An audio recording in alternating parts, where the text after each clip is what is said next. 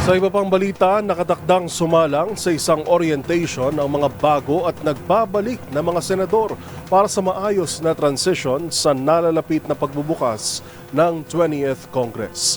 Magbabalita si Raymond Dadpaas. Isa-isang isinasalang sa orientation ng mga bago at dating senador. Sa araw na ito ay si Senator-elect Erwin Tulfo at kanyang mga staff ang sumalang. Humarap sa kanila ang chief ng iba't ibang division sa Senado kasama ng Finance, Protocol at Human Resource Division.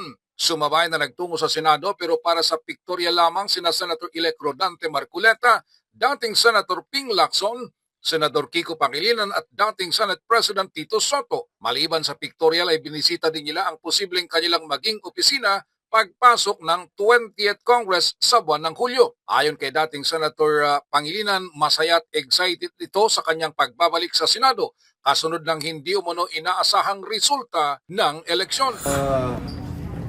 Siyempre dahil medyo surprising or di ba, yung ating pagkapanalo in terms of yung number 5.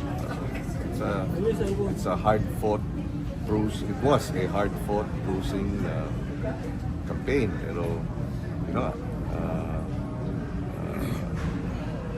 despite the odds, you know, we won. So it's a sweet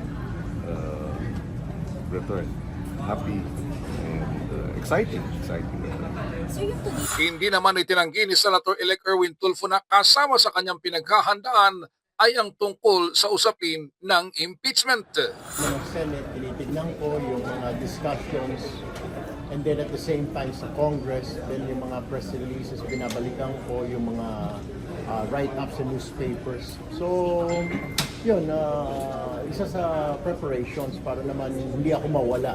Ibig sabihin, in step ako what's happening right now. Alam ko, binalik na Senate sa Congress, yung impeachment.